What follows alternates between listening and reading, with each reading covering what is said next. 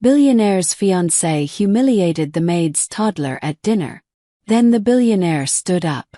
The Whitmore mansion glowed with candlelight on a cold November evening. Crystal glasses clinked. Soft piano music drifted from hidden speakers. Alexander Whitmore, 37 years old and one of the wealthiest men in the city, sat at the head of a long mahogany table, surrounded by guests in tailored suits and diamond earrings. Beside him sat Vanessa Cole, his fiancée. 33, stunning and sharp-tongued when she wanted to be. Her emerald dress matched the stones around her neck. She smiled at guests, laughed at the right moments, and touched Alexander's arm like she owned him. In the kitchen, Maria Torres moved quickly between pots and trays. She was the household maid, a single mother who had worked for the Whitmore family for almost 2 years. Her daughter Lily, just turned 3, sat quietly in the corner of the kitchen on a small blanket, playing with a wooden spoon and a plastic cup. Maria had no one to watch her that night. Her sister was sick. There was no other choice. "Stay right here, baby," Maria whispered, kissing Lily's forehead. "Mommy will be back in 1 minute." Lily nodded, her big brown eyes following her mother as she disappeared through the swinging kitchen door. But 3-year-olds do not understand 1 minute. To Lily, 1 minute felt like forever. She stood up, wobbled on her little legs, and pushed open the door just enough to slip through. The dining room was so bright, so beautiful. She saw sparkling glasses and shiny plates and a big white cake in the middle of the table. She only wanted to look. She took 1 step, then another. And then, right beside Vanessa's chair, Lily reached up on her tiny toes to see the cake better, and her small hand knocked into a crystal water glass. Fell in slow motion. Water splashed across the white tablecloth. The glass shattered on the marble floor with a sharp crack that silenced the whole room. Every head turned. Vanessa jumped back, gasping as a few drops landed on the hem of her dress. For 1 second, there was only stunned silence. Then Lily's little face crumpled and she started to cry, the confused, frightened cry of a child who did not mean to do anything wrong. "Whose child is this?" Vanessa's voice cracked through the room like a whip. She stood, brushing at her dress even though barely a drop had touched it. "Is this a joke? Who let a child wander around in the middle of my dinner?"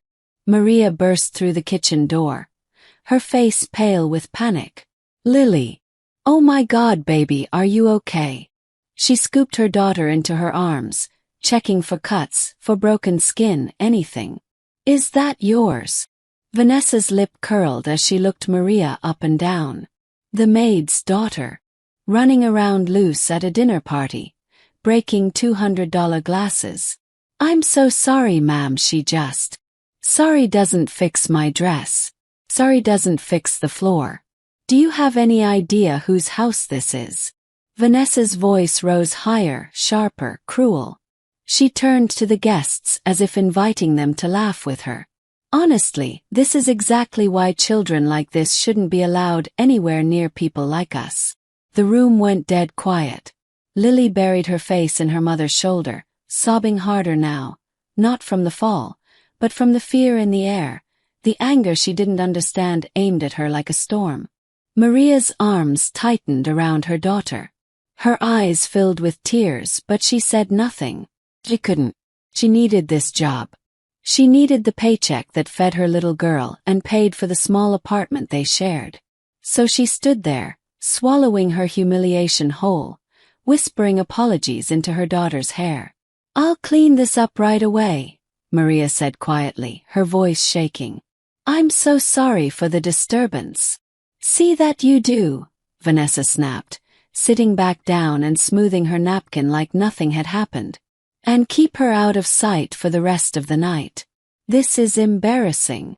A few guests shifted uncomfortably. One woman looked down at her plate. A man cleared his throat. But no one said a word. No one except the man at the head of the table. Alexander Whitmore had not spoken since the glass broke. He had been watching the fear on a 3-year-old's face. watching the way Maria's hands trembled as she held her daughter, watching his fiancée's cold, curling smile as she humiliated a child too young to even understand what she'd done wrong. Something inside him, something that had been quietly building for months, finally reached its breaking point. He set down his wine glass. The soft clink against the table seemed impossibly loud in the silence. And slowly, deliberately, Alexander Whitmore stood up. The room fell into a silence so complete that even the piano music seemed to fade into the background. Alexander did not raise his voice. He didn't need to. There was something in the stillness of his movement, the calm control in his eyes, that made every single guest sit up straighter. He walked around the table, past his own chair, past Vanessa, and knelt down in front of Maria and the crying little girl in her arms. "Hi there," he said softly. His voice gentle in a way none of the guests had ever heard from him. "Are you okay, sweetheart?" Lily peeked out from her mother's shoulder, her cheeks wet with tears. She stared at the tall man with the kind eyes, unsure if she should be scared of him too. "That glass was very loud, wasn't it?" Alexander said, still kneeling, still speaking softly. "It scared me too. But you didn't do anything wrong. Accidents happen. Even grown-ups break glasses sometimes." Maria's breath caught. She looked at her boss, a man she had served dinner to 100 times, a man she barely knew beyond his schedule and his coffee order, and saw something she never expected. Real quiet kindness. "Sir, I'm so sorry," Maria whispered. "I'll pay for the glass aisle." "You will not pay for anything," Alexander said, standing back up now, his eyes sweeping the table. "It's a glass. It's replaceable. A child's sense of safety in this house is not." Vanessa let out a short, disbelieving laugh. "Alexander, are you seriously making a scene over a broken glass and a screaming toddler?" He turned to her, and for the first time in the 2 years they had been together, Vanessa saw something in his face she had never seen before. Not anger. Something colder. Something final. "No, Vanessa," he said quietly. "I'm making a scene because you humiliated a 3-year-old child in front of 30 people. Because you looked at a little girl who was scared and crying, and instead of comfort, you gave her cruelty. She broke a $200 glass. And you broke something far more expensive tonight," Alexander said. "You broke the illusion I had of who you were." Gasps rippled around the table. Vanessa's face flushed red, but she recovered quickly, forcing out a laugh. "Oh, come on, darling, don't be so dramatic. It's a maid's kid. I didn't mean." "That's exactly the problem," Alexander interrupted. "You said, the maid's kid, like that means something different than a child. Like she matters less because her mother cleans this house instead of owning it." He looked around the table at his silent guests, the CEOs and socialites who had said nothing while a child cried. "None of you said a word either," he added, and several people looked away, ashamed. He turned back to Maria, who stood frozen, still holding Lily close, unsure what was happening or what it meant for her job, her home, her daughter's future. "Maria," Alexander said gently, "I want you to take the rest of the night off. Go home. Be with your daughter. You're still paid in full." "Sir, I really don't mind finishing." "I insist." His voice was firm now but kind. "You've done nothing wrong tonight. Nothing at all." Maria's eyes welled with fresh tears, but this time they weren't from fear. Vanessa stood, her chair scraping loudly against the marble floor. "Alexander, you cannot possibly be choosing the maid over me." The room held its breath. Alexander looked at her for a long moment. Then he reached into his jacket pocket, pulled out the small velvet box he had been carrying for their upcoming engagement party, the one holding the wedding band he'd had custom made, and set it gently on the table. "I'm not choosing anyone over you, Vanessa," he said quietly. "I'm choosing to no longer be engaged to someone who treats people like they're beneath her. That choice has nothing to do with Maria. It's about you. And who you really are. Vanessa stared at the box, then at him, her mouth opening and closing without sound. The engagement is off, Alexander said simply. I think it's best you leave. Vanessa left the mansion 20 minutes later, her heels clicking furiously against the marble floor. Her face a mixture of fury and disbelief. She had told him he would regret this, that he was throwing away everything for a servant and her brat. Alexander had said nothing in response. He simply held the door open for her and watched her car disappear down the long driveway. The dinner guests left soon after, murmuring awkward goodbyes, several of them pausing to quietly tell Alexander they thought he'd done the right thing. He nodded politely but didn't feel like celebrating. He felt tired. And strangely, for the first time in months, he felt like he could breathe. He found Maria in the small staff room near the kitchen, gathering her things. Lily had fallen asleep on the little couch, exhausted from crying, her small chest rising and falling peacefully now, a stuffed rabbit tucked under her chin. I called a car for you, Alexander said quietly from the doorway. You shouldn't take the bus this late, not with her. Maria looked up startled. Sir, you didn't have to do any of that. What you did tonight. You didn't have to lose your engagement over us.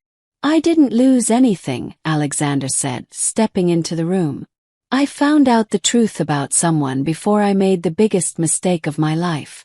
That's not a loss. That's a gift. Maria wiped her eyes, embarrassed to be caught crying again. Still, thank you. No one has ever stood up for us like that. Not once. Alexander looked at sleeping Lily. Her tiny hand curled around the rabbits. Something about the sight tugged at a memory buried deep in his chest. Can I tell you something? He asked. Something I don't usually tell people. Maria nodded. My mother cleaned houses too, he said. When I was a boy. Before my father's business took off, before any of this. He gestured vaguely at the mansion around them. We had nothing. My mother scrubbed floors in houses just like this one. And I remember once, a woman screamed at her for tracking mud on a rug. Screamed at her in front of me, called her stupid, called her worthless. I was 6 years old. I never forgot that woman's face. Maria's eyes softened. When I saw Vanessa look at your daughter tonight, Alexander continued, I saw that woman's face again, and I realized I had almost married her. The room was quiet except for Lily's soft breathing.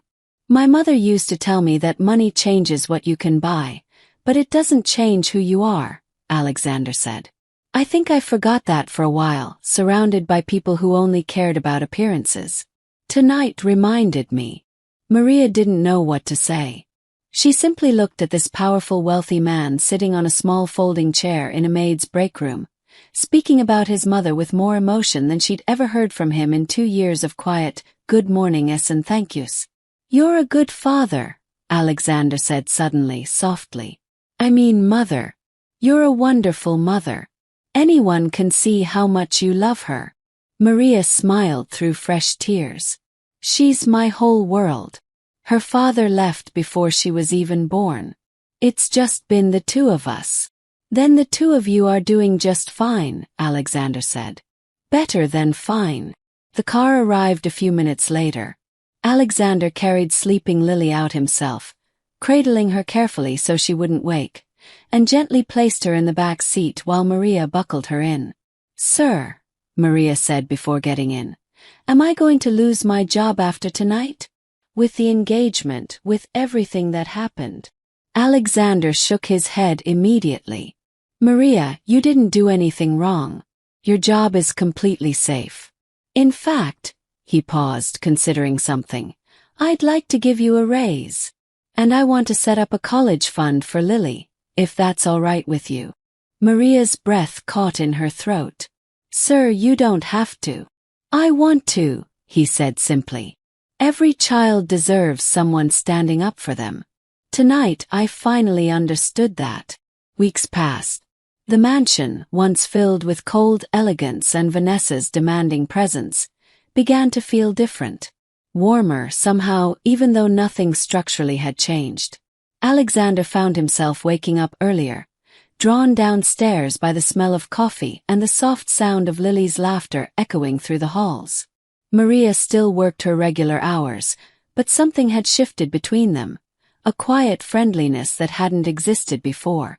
One morning, he found Lily sitting on the kitchen floor, stacking wooden blocks into a wobbly tower while Maria prepared breakfast. The little girl looked up when he entered, no longer flinching the way she had for the first few days after the dinner incident.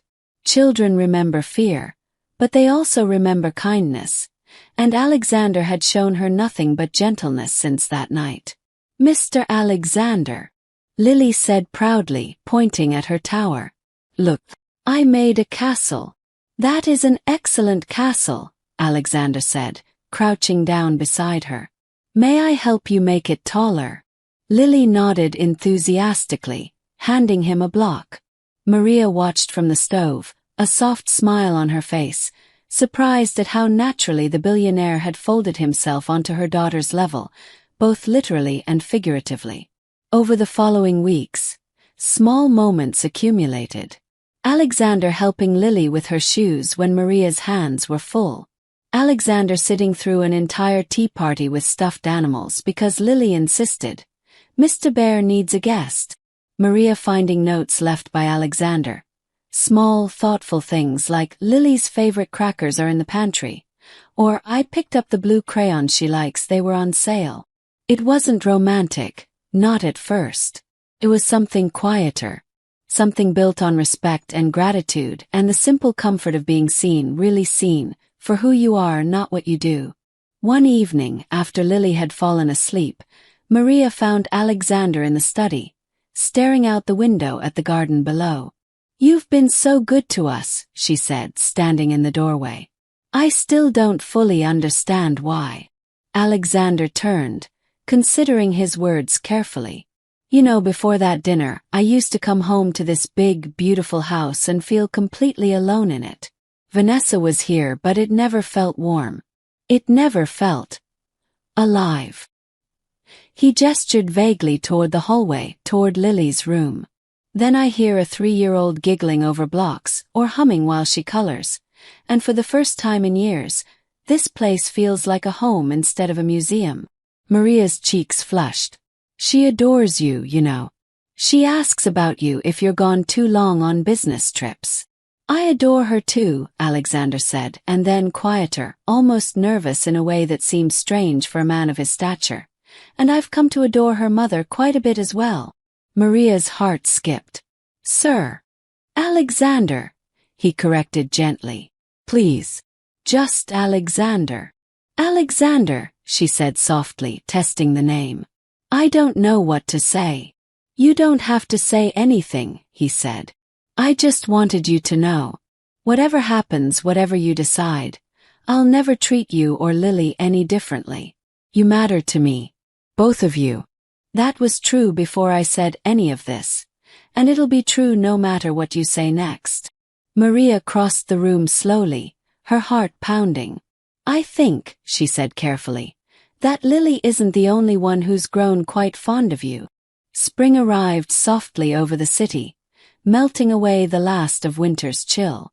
The Whitmore mansion had changed in ways no interior designer could ever capture, not through new furniture or fresh paint, but through laughter that now filled its halls, through crayon drawings taped proudly to the refrigerator, through the sound of small feet running across marble floors that once echoed only with silence. Alexander and Maria took things slowly, carefully, mindful of Lily's feelings above all else. They spent quiet evenings talking after Lily went to bed, weekend mornings making pancakes shaped like animals, afternoons in the garden where Lily chased butterflies while the adults watched from a bench, fingers intertwined. It was nearly 6 months after that fateful dinner when Alexander took Maria and Lily to the same garden where his own mother used to bring him as a boy, before the money, before the mansion, back when love was the only luxury they had. Lily ran ahead, chasing a bird through the grass, her laughter ringing through the warm air. I've been thinking about something, Alexander said, watching Lily twirl in circles nearby. Should I be worried? Maria teased. Only if you don't like the idea, he said, turning to face her fully. He reached into his pocket, and for a moment Maria's heart stopped, wondering if this was really happening. But instead of a ring, he pulled out a small, worn photograph. A woman in a simple dress, smiling tiredly but warmly at the camera, a mop leaning against the wall behind her. This is my mother, he said softly.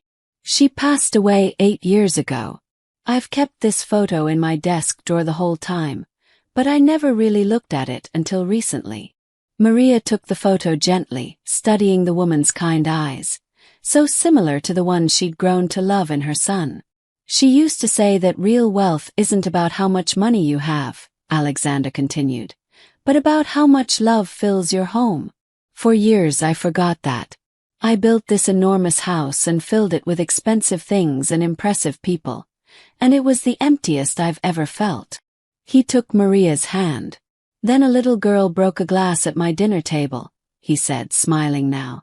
And somehow, that was the moment everything finally became full again. Maria laughed through happy tears. That's certainly not the love story anyone would expect. No, Alexander agreed. But it's ours. He didn't propose that day, not yet. He said he wanted to give it time to make sure it was right for all three of them, not just the two adults falling in love. But he asked Maria something else instead, something that mattered just as much. Would you and Lily like to stop living in the staff quarters, he asked carefully, and move into the house instead? Not as an employee anymore, as family. Whatever that ends up meaning for us. Maria's throat tightened with emotion. Are you sure? People will talk. The business world, your friends. Let them talk, Alexander said firmly. I spent 37 years caring what wealthy, cold-hearted people thought of me. I'd rather spend the rest of my life caring about the two people who taught me what actually matters. Lily came running back at that moment, breathless and giggling, throwing her small arms around Alexander's legs. Mr. Alexander, did you see the bird? It was so big. Alexander scooped her up easily, settling her onto his hip the way he'd learned to do so naturally over the past months. I saw it, sweetheart. It was almost as big as your castle. Lily giggled, resting her head against his shoulder, completely trusting, completely safe. Maria watched them together. The billionaire and the little girl who had once been humiliated at his dinner table, now laughing together in the golden afternoon light, and she thought about how strange and beautiful life could be. How one act of cruelty had led, in the end, to an act of extraordinary kindness. How a broken glass had somehow mended something far more important. That night, as Lily slept peacefully in her new room down the hall from Alexander's, Maria stood in the doorway of what was slowly becoming their home, watching her daughter's chest rise and fall in the moonlight. She thought about Vanessa's cruel words that night, about the shame she'd swallowed, about the fear that had gripped her heart. And she thought about Alexander standing up, quietly and firmly, choosing kindness over cold comfort, family over appearances. Some people, she realized, show you exactly who they are in their worst moments. And some people show you who they truly are by how they respond to someone else's worst moment. Alexander had chosen, without hesitation, to be the second kind. And in doing so, he had given a frightened 3-year-old girl something money could never buy. A home where she would never again have to feel small, or scared, or unwanted. Only loved. Completely and always.